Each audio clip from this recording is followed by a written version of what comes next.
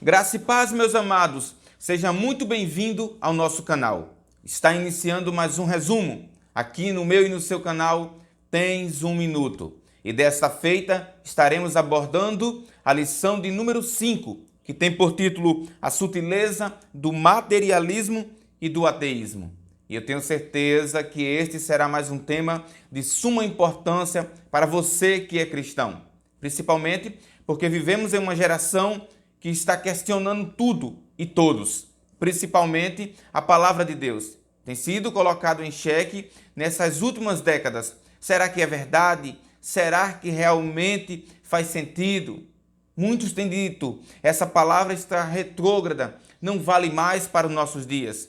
Mas eu e você sabemos que a palavra de Deus permanece para sempre e ela tem eficácia nos nossos dias.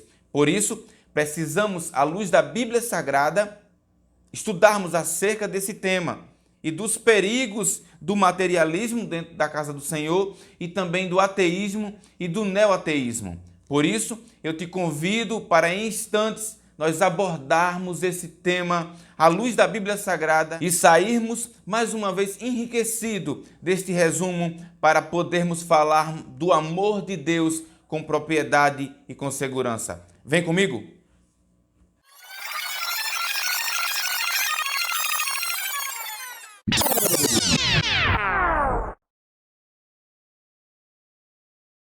Meus amados irmãos, sem mais delonga, eu quero ler com você o nosso texto áureo e a nossa verdade prática.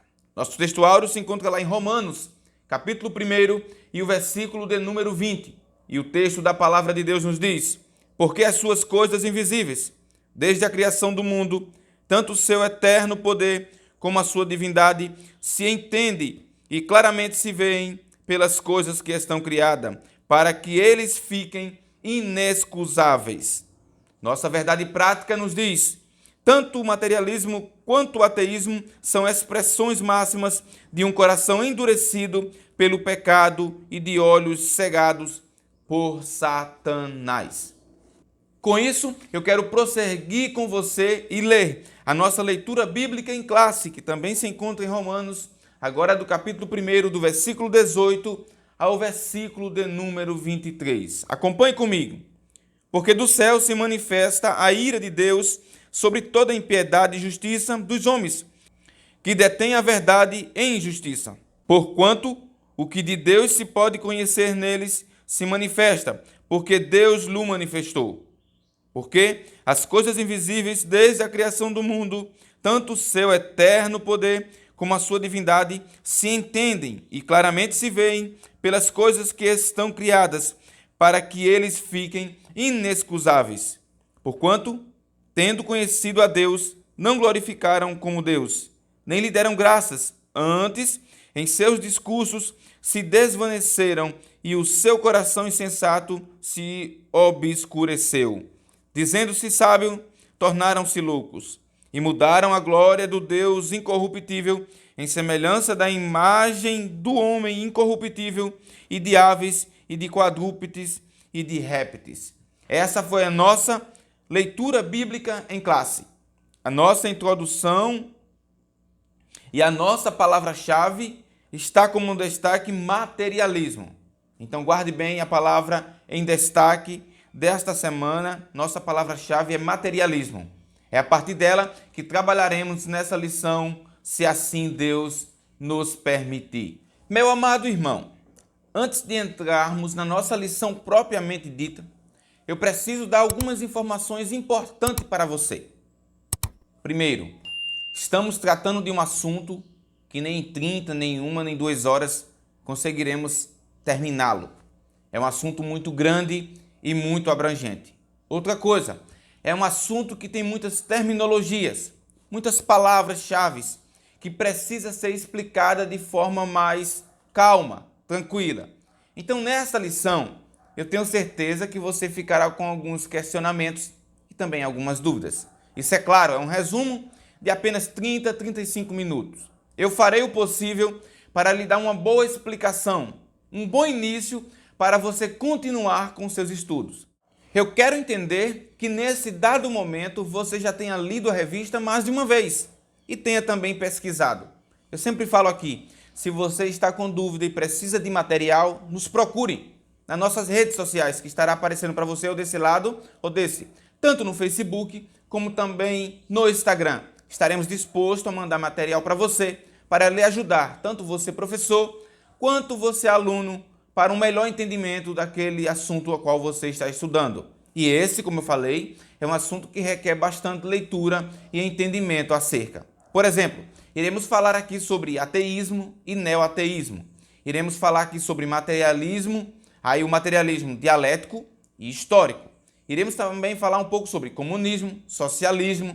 Iremos falar também sobre outros assuntos-chave. Por exemplo, o marxismo e também o marxismo cultural. São termos que nós precisamos tratar nesta aula para poder explicar esta revista, a qual tem por título a quinta revista, a quinta lição, por assim dizer, que tem por título a sutileza do materialismo e do ateísmo. Por isso, eu quero dividir da seguinte forma esta aula com você. Costumeiramente, a gente coloca os nossos tópicos de cada um, ou seja, aqui, por exemplo, são 4 tópicos. Porém, para melhor entendimento desta aula, eu quero dividir da seguinte forma com você. Se você estiver com a lição aí, por favor, me acompanhe.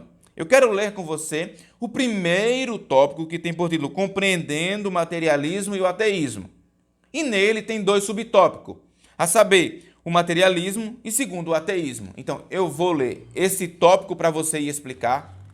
E junto com ele, eu também vou entrar no segundo tópico, que tem as raízes do materialismo e ateísmo. Aí tem as consequências do pecado e a cegueira espiritual. Pois bem, esse segundo tópico aqui, a gente vai dar uma pausa. Entenda bem. Nós vamos ler o primeiro tópico, que fala sobre materialismo e ateísmo. Daremos uma pausa no segundo tópico, que é a consequência do pecado e a cegueira espiritual. E vamos para o terceiro tópico, porque o terceiro tópico fala sobre a negação da existência de Deus e a negação de que o homem é um ser singular, ok? E por último, a gente vai fazer o seguinte, então a gente lê o primeiro e o terceiro tópico, tudo junto, e analisa, porque trata de um só assunto. E por fim a gente fala sobre o segundo tópico e o quarto tópico. E o que é que o segundo tópico fala, Toniel? O segundo tópico fala e tem por subtópico a consequência do pecado e a cegueira espiritual. Já o quarto e último tópico tem respondendo ao materialismo e ateísmo.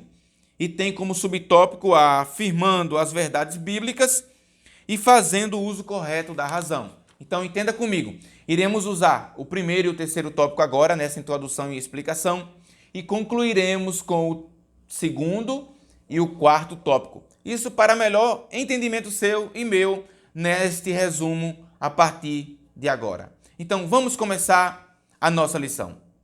Meus amados, eu falei para vocês que a nossa palavra-chave é materialismo. Deixa eu definir para você o que é materialismo. Materialismo é uma concepção filosófica que busca responder às questões como a vida, o mundo, a origem das coisas a partir de uma condição concreta, ou seja, a matéria. Assim, na concepção materialista, a realidade é somente material, ou seja, Deus aqui nesta ideia de filosofia não existe. Sobrenatural, transcendente, não existe na concepção da filosofia materialista, pois eles acreditam apenas naquilo que é material, ok? Tendo isso em mente, eu gostaria de comentar com você acerca de alguns materialistas da história. E eu quero destacar alguns para você. Primeiro, eu quero que você entenda que o materialismo é algo muito antigo, bem antes de Cristo. Para você ter ideia, antes do período pré-socrático, já existiam filósofos que tratavam acerca do tema. Eu posso destacar aqui para você, no ano 460 a 370 a.C., o filósofo Demócrito de Abdera. E ele diz a seguinte coisa: tudo que existe no universo é formado por átomos, partículas invisíveis e composta por matérias que ficam em movimento constante em um espaço vazio. Ele também tinha uma ideia materialista. Outra pessoa que eu quero destacar aqui para você é o Epicuro. E ele destaca a seguinte coisa: Os movimentos atômicos têm origem na própria natureza, ou seja, não são ocasionados por nenhum tipo de intervenção divina. Além disso, você pode destacar aqui comigo e entender algumas outras correntes. Por exemplo, a escola filosófica de Mileto, onde saiu Tales de Mileto, Anaximandro e Anaximenes. Tanto eles quanto essa escola eram escola materialista. E como você viu a priori, o Epicuro deixa claro, nenhuma intervenção divina. Esta é a concepção materialista, de que não há um agir de um Deus poderoso, tremendo, criando todas as coisas. Este é o primeiro ponto que eu preciso destacar para você e que você deve firmar em sua mente, sobre o materialismo, ok? Eu quero destacar outras coisas para você aqui, importante também. O outro ponto é o ateísmo. E aí, por que eu juntei o primeiro tópico e o terceiro tópico? Porque não tem como desassociar o materialismo do ateísmo. O que seria ateísmo, Otoniel? Ateísmo seria a negação da existência de divindades ou de qualquer experiência transcendental. Igualmente, o ateísmo só acredita naquilo que pode ser provado pela ciência. Sua origem do grego ateus, ou seja, sem Deus, o prefixo a indicando a negação da palavra theos, que significa Deus. Então você pode perceber que tanto o materialismo quanto o ateísmo não acredita que existe um Deus. E aí um Deus que criou todas as coisas, o ser humano, isso para eles não existe. Mas quando falamos de ateísmo e quando falamos de materialismo, essa proporção só se agigantou com um filósofo, sociólogo e tantas outras coisas que ele foi. E o nome desse homem é o Karl Marx. Ele e o seu colega Friedrich Engels. Friedrich Engels e Karl Marx foram os principais idealizadores e que trabalharam em cima disso. E que a sua filosofia ficou conhecida em todo o mundo. Então o materialismo tomou maior proporção, principalmente nas universidades, a partir desses pensadores. E eu quero destacar para você os dois aqui nesse momento. Mas quem foi Karl Marx? Foi um filósofo, economista, historiador, sociólogo, teórico, político, jornalista e revolucionário por muitos. Socialista, alemão, é claro. Nasceu em Trèves, na Prússia. Marx estudou direito, filosofia na Universidade de Bona e também em Berlim. Suas obras mais conhecidas são, e eu tenho certeza que você já ouviu falar, o Manifesto Comunista e o triplo volume O Capital. Este, com certeza, você conhece, tanto o Manifesto Comunista, ou ouviu falar, ou já leu, ou o Capital.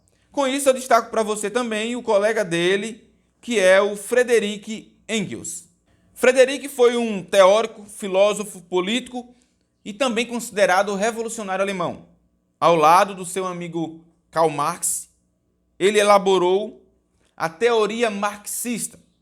Além disso, elaborou a teoria do materialismo histórico e dialético, o qual tinha o intuito de compreender os fenômenos sociais por meio do trabalho e dos modos de produção.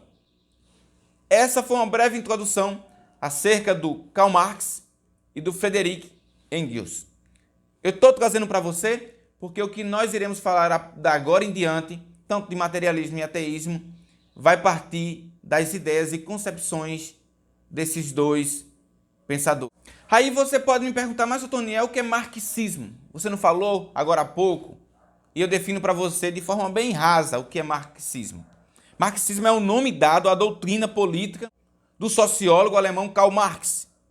O marxismo defende que pela revolução de classe operária deve tomar o meio de produção dos burgueses e depois o governo implementando a ditadura do proletariado, ou seja, o socialismo.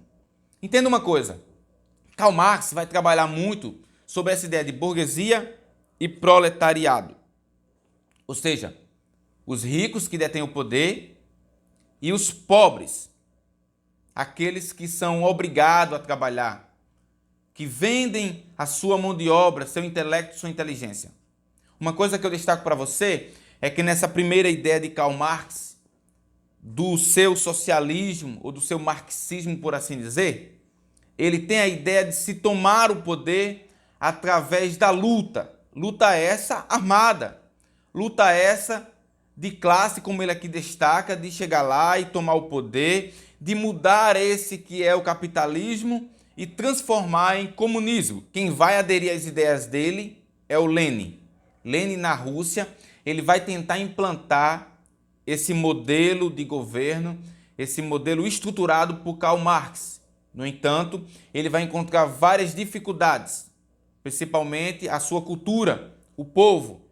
Então ele vai modificando esse socialismo para se adequar às necessidades dele lá na Rússia. O que acontece? Que acaba se tornando mais um totalitarismo do que, propriamente dito, um comunismo. Com isso, vendo essa fuga de temática, de assunto, vai surgir novas escolas para trazer uma reconfiguração, uma revisão desta obra de Karl Marx. Mas de onde tira esse conceito? De onde Karl Marx cria isso? Vale ressaltar que Karl Marx começa a escrever, começa a pensar sobre, no período da Revolução Industrial, que você e eu conhecemos e estudamos na escola. Aquele fervor, aquela crescente, onde muitas pessoas trabalhando, muitas fábricas, a indústria ali com todo o vapor. E isso torna-se um meio pela qual ele vai chegar lá e começar a estudar essas relações entre o patrão e o empregado, ou o que ele chama de proletariado e burguesia. E nessas pesquisas realizadas por ele então formula um meio pela qual esse proletariado pode chegar ao poder e conquistar o mundo. Mas não sei se até o momento você entendeu. A ideia dele, a priori, em revolução, em tomar o poder, é realmente trazer o caos, a desordem. Porque, ora, se juntam um bocado de pessoas essas que não tinham habilidade com armas, porque estamos falando de trabalhadores, agricultores, como foi no caso de Lenin, pessoas que não tinham habilidade, como falei, em armas, em guerra, e se junta para enfrentar, por exemplo, um exército armado, uma força que foi treinada. É claro que haveria muitas mortes, como houve muitas mortes, e muita tragédia, é claro, trazendo assim o caos, uma desordem. Então, a priori, como você pode ver, a ideia de Marx é uma ideia que também não vai ser muito aceita por muitos pensadores da mesma linha marxista. Que, por exemplo, aqui eu vou citar daqui a pouco para você, a Escola de Frankfurt. Na Escola de Frankfurt, na Alemanha, muitos dos pensamentos de Karl Marx vai ser mudado. Ou seja, vamos usar uma palavra que é muito usada no marxismo, vão ressignificar, vão trazer outro significado, vão tentar ali mudar. Por quê? Porque realmente era uma ideia de ataque. E vale ressaltar que nem todo comunista ele quer ir para a batalha, para a frente de guerra.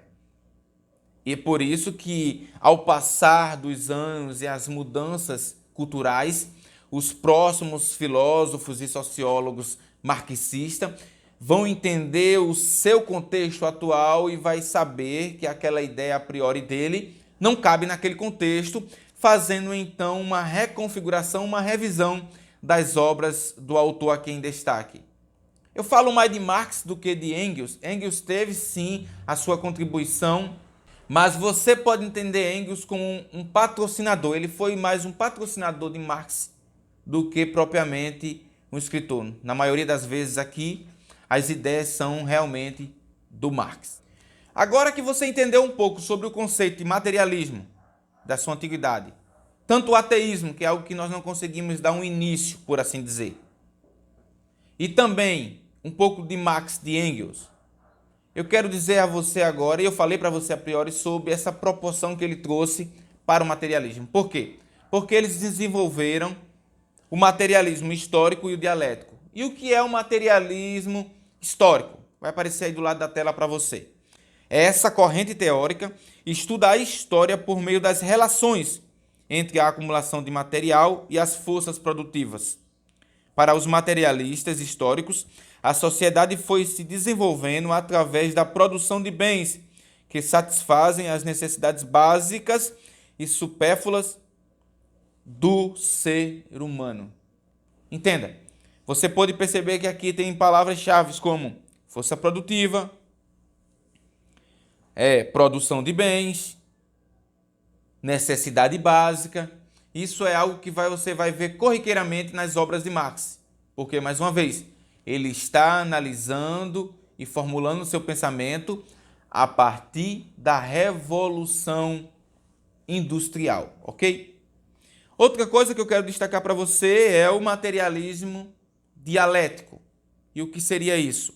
É uma corrente filosófica que utiliza o conceito de dialética para entender os processos sociais ao longo da história.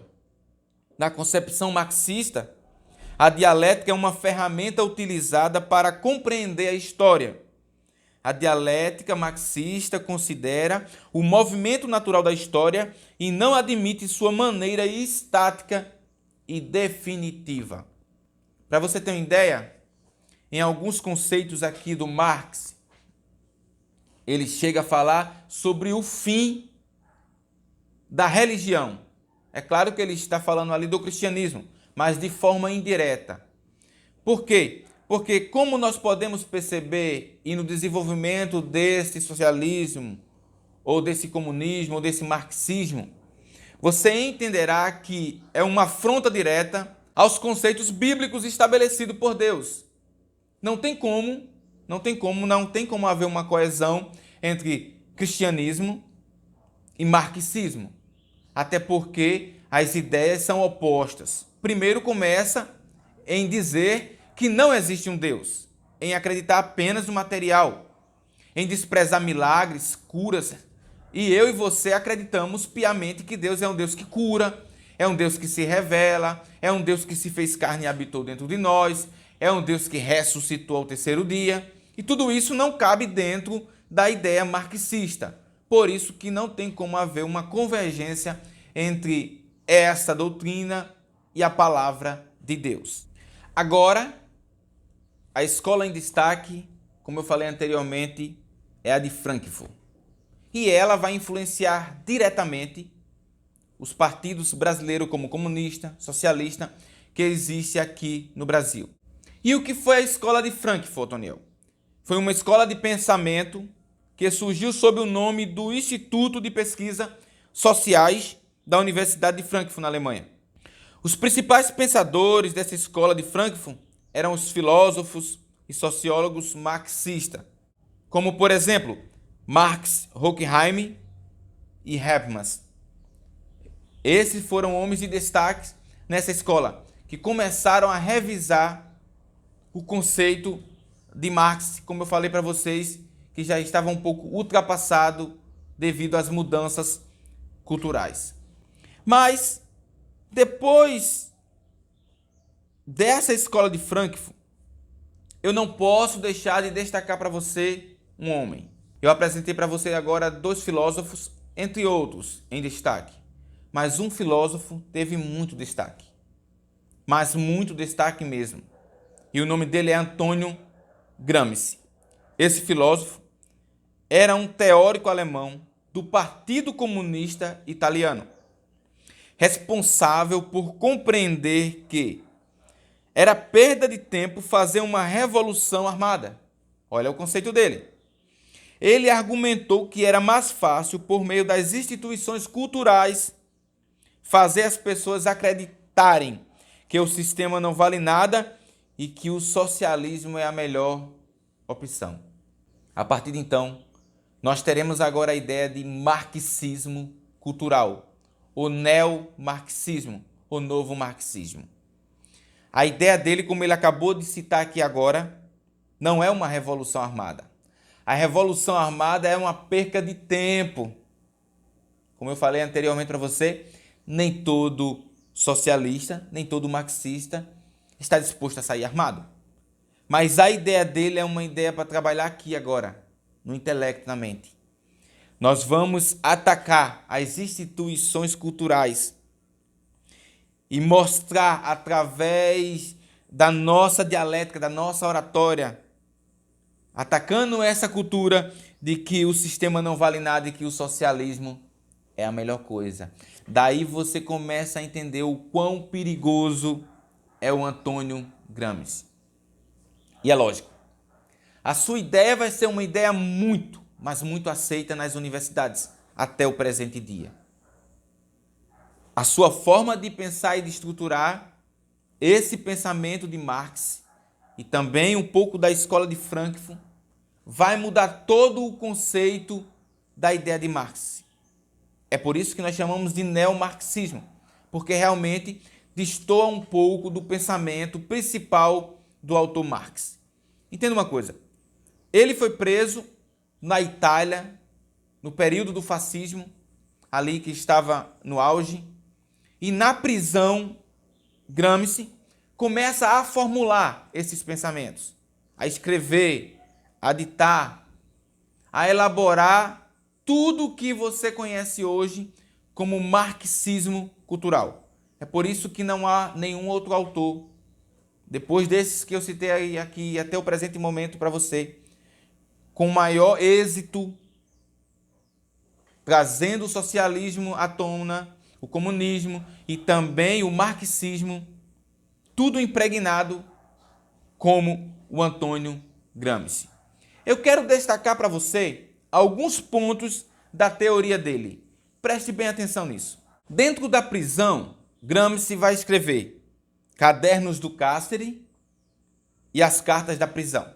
E dentro desses dois livros, ele vai destacar 3 pontos de suma importância nesse seu pensamento. O primeiro que eu destaco para você é o quê? Revisar o marxismo à luz das mudanças surgidas no cenário social pós-Marx. Essa é a primeira coisa. Segundo ponto, politização do conhecimento.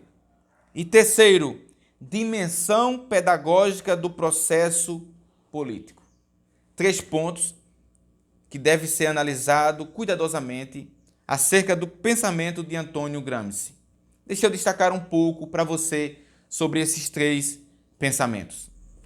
O primeiro ponto, eu já destaquei muito para você. Foi justamente por causa das mudanças culturais. Então, fez-se necessário uma revisão da obra do autor para que cabesse nessa nova cultura e que também fosse aceita. Vale ressaltar para você aqui 2 pontos muito importantes que nós trabalhamos em lições anteriores.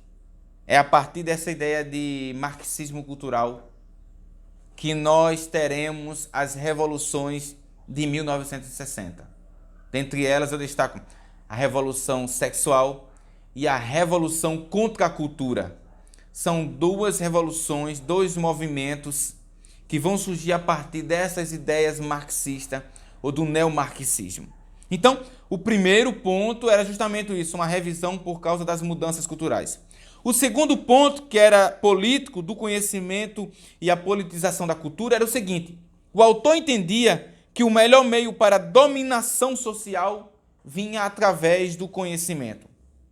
Então, vamos infiltrar o nosso pensamento, as nossas ideias em livros, nas escolas, nos professores, para que essas pessoas que vão para o ensino, que vão aprender, sejam doutrinados, literalmente doutrinados, desde a sua infância. Não vamos pegar aqueles que apenas são de maior, mas vamos pegar desde a infância, de forma sutil, como tem aqui a revista, a sutileza do materialismo e do ateísmo. Então, de forma sutil, nós vamos colocando nessa vida gradual desse aluno, para que em um dado momento ele se torne uma arma fundamental para a exploração e divulgação desse conhecimento esse diabólico e que destoa da nossa verdade bíblica. A ideia de Gramsci nesse segundo tópico era o seguinte: era conceber uma cosmovisão, uma visão de mundo sobre a classe subalterna, para que elas fossem promovidas, elevadas e assim fizesse uma reforma e se tornassem classe para si. E logo, partindo desse pressuposto, uma reforma moral e intelectual pelo comunista revolucionário. Ou seja, tornar aquele camarada um revolucionário, difundindo essas ideias, essa cosmovisão. Cosmovisão é essa que quer trazer o caos, que quer trazer inverdades por verdades, e que nós estamos aqui como cristãos para combater veementemente. Esse é o segundo ponto desse autor. Veja o terceiro. Agora temos o conceito-chave da ideia de Gramsci, que é o terceiro ponto. Dimensão pedagógica do processo político. Como eu falei, ele queria que o ensino fosse de pequeno ao adulto, mas agora ele quer que isso se torne uma pedagogia cultural. Ou seja, ensinar a fazer pedagogia cultural a favor das ideologias. Veja que interessante. Gramsci entendia que a dominação cultural existiria quando o consenso cultural fosse alcançado e todos começassem a pensar e a falar a mesma coisa. Olha a ideia do autor. Nesse aspecto, a ideologia que se almeja implantar havia logrado êxito. A sociedade havia sido cimentada por valores da nova ideologia.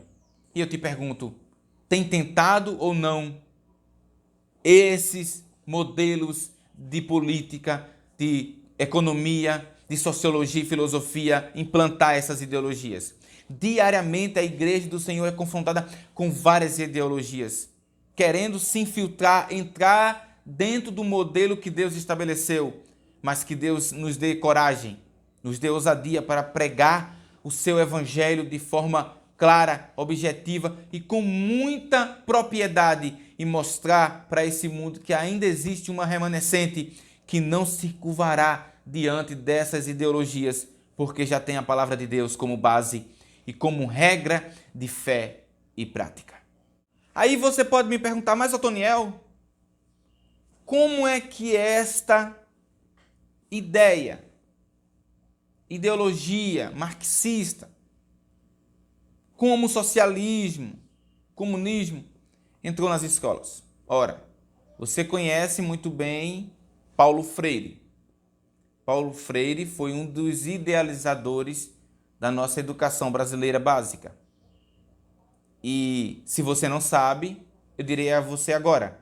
Ele foi um grande pensador, uma pessoa que estudou e que pegou as ideias desse autor a qual eu citei para você agora, Antônio Gramsci. Depois você pesquise com cuidado nas fontes, com fontes confiáveis, que você verá que ele foi um grande idealizador das ideias de Gramsci dentro da educação. É por isso que a partir do que Gramsci falou, educar a criança para formar esse adulto pensante acerca desta temática, dessa ideologia, foi uma das coisas que Paulo Freire fez muito bem enquanto viveu aqui. Agora que eu falei para você sobre materialismo partindo das ideias marxistas, sobre a ideia de ateísmo, eu quero concluir esse pensamento nosso que engloba o primeiro tópico e o terceiro tópico acerca do neoateísmo. Como eu falei, teve o neomarxismo e também o neoateísmo. E dentro do neoateísmo, que o autor da revista, José Gonçalves, vai destacar, que partiu dos atentados terroristas ali do World Trade Center nos Estados Unidos da América. Em 2004, Sam Harris vai lançar um livro que tem por título A Morte da Fé, Religião, Terror e o Futuro da Razão. Nesse livro, ou a partir desse livro, é que vai surgir o neoateísmo. Neoateísmo esse que vai ser também sustentado, segurado, corroborado por outro autor, que é o Richard Dawkins. Richard Dawkins é o autor do best-seller por título Deus é um Delírio. hoje considerado o patrono dos ateus, o Richard Dawkins. E durante muito tempo, principalmente de 2006 para cá, quando ele lança Deus é um Delírio, aqueles que se dizem ser ateus usam esses dois livros como base para a sua argumentação. É claro que seus livros vai falar sobre a não existência de Deus, vai falar sobre vários conceitos sobre milagres, sobre o que a palavra de Deus fala por verdade. Muitas das coisas vai ser colocado em xeque neste livro.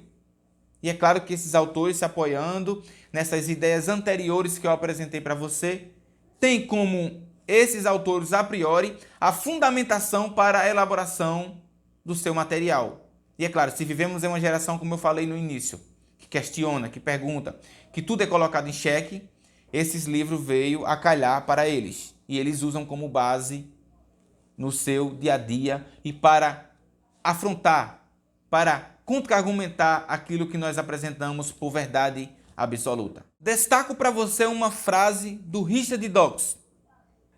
E a frase é a seguinte: estou atacando Deus, todos os deuses, toda e qualquer coisa que seja sobrenatural, que já foi e que ainda será inventada. Por aí você tem mais ou menos uma base do livro desse senhor, o livro Deus é um Delírio. Mas como o Norman Geisler ou Norman Geisler fala, eu não tenho fé suficiente para ser um ateu.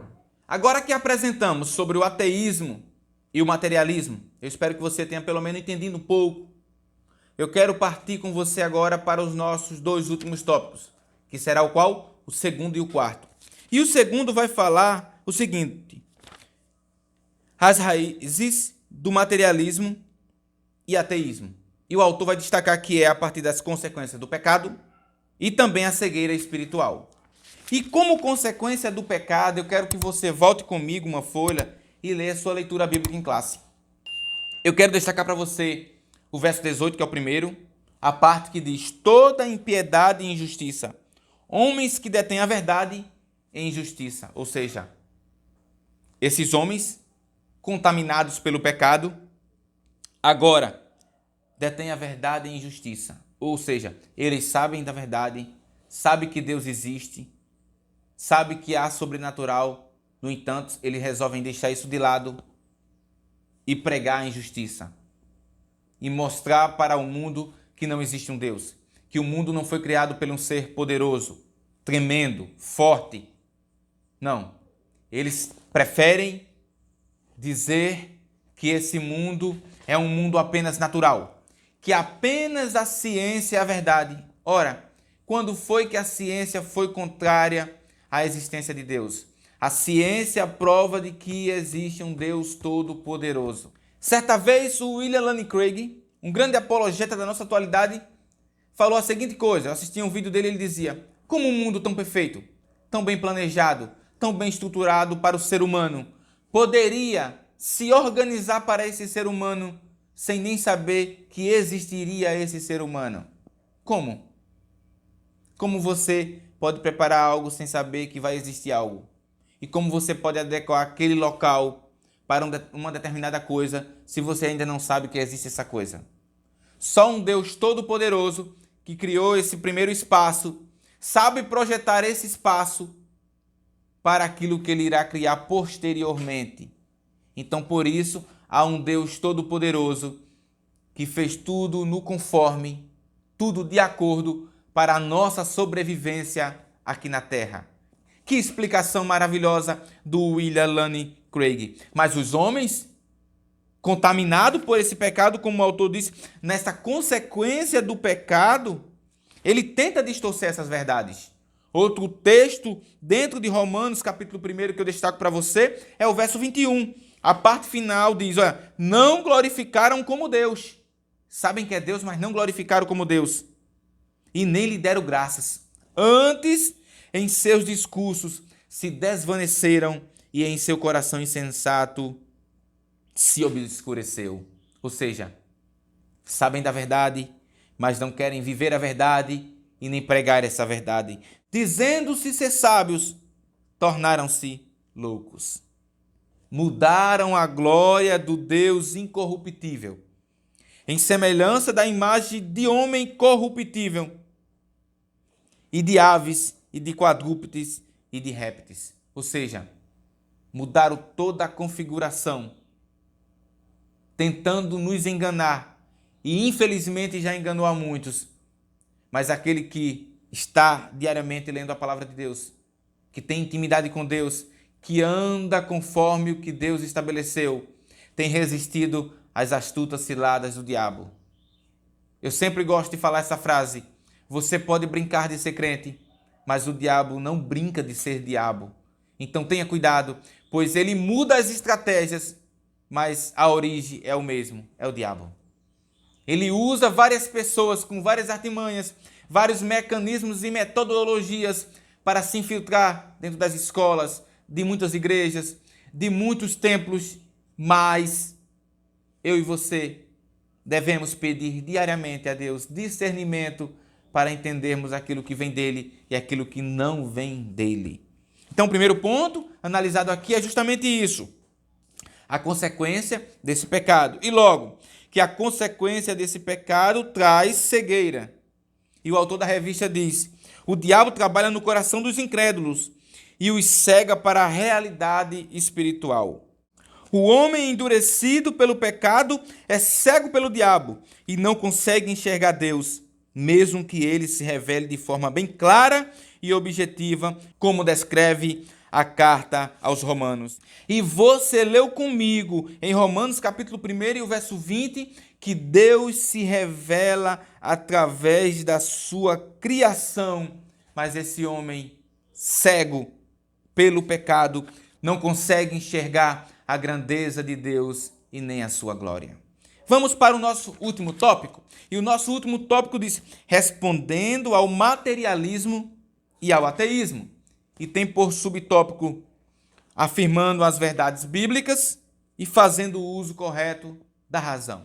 Nesse primeiro subtópico, afirmando as verdades bíblicas, eu quero lhe explicar a seguinte coisa: o melhor meio para combater o materialismo e o ateísmo e as suas ideologias de que Deus não é o Deus da criação e que não existe um Deus é através da Bíblia Sagrada. É claro que você deve se apoiar como os grandes apologetas da nossa atualidade se apoia na matemática, na física, na biologia, na astrofísica, nas leis de Newton, nas leis de Einstein, principalmente a lei da relatividade.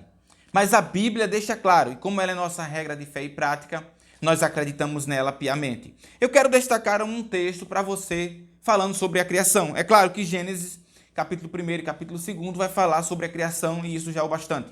Mas Hebreus, capítulo de número 11, o verso de número 3, anote bem isso para você, ele vai dizer a seguinte coisa: pela fé, entendemos que os mundos, pela palavra de Deus, foram criados, de maneira que aquilo que se vê não foi feito do que é aparente. Então o texto aqui deixa claro que a criação do mundo foi feita por Deus. Independe do que o mundo pensa, diz, formula, idealiza, nós acreditamos que o mundo foi feito por Deus e isso nos basta. Logo, é pelas Escrituras que ficamos sabendo que Deus se revelou de forma especial na pessoa bendita de Jesus Cristo, o nosso Salvador. Oh, glória a Deus por isso. O nosso último subtópico fala sobre fazendo o uso correto da razão. Eu quero que você entenda a seguinte coisa: o ateísmo nega a singularidade do ser humano em relação às demais espécies. Ou seja, nesse aspecto, para eles, o ser humano não possui uma alma imortal e, por isso, não passa de um simples produto da cadeia evolutiva. Mas eu e você sabemos que não é desta forma.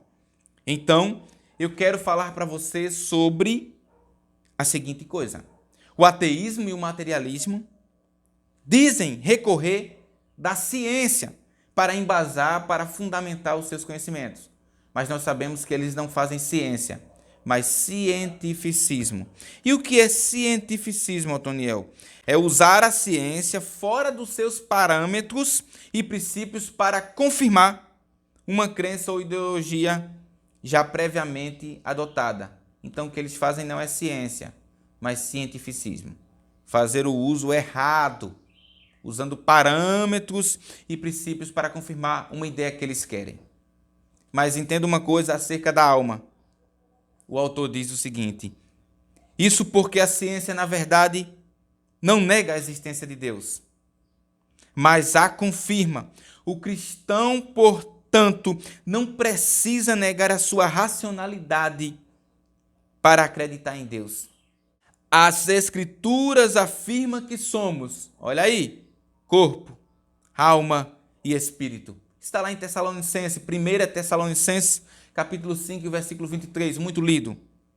Isso significa, meu amado, que somos seres integrais.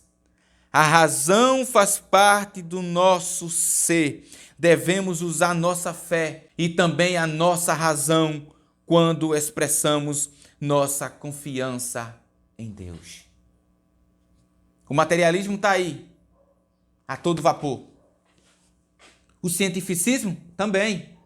O marxismo mudando diariamente, se infiltrando cada vez mais nas universidades, se apoiando em Antônio Gramsci.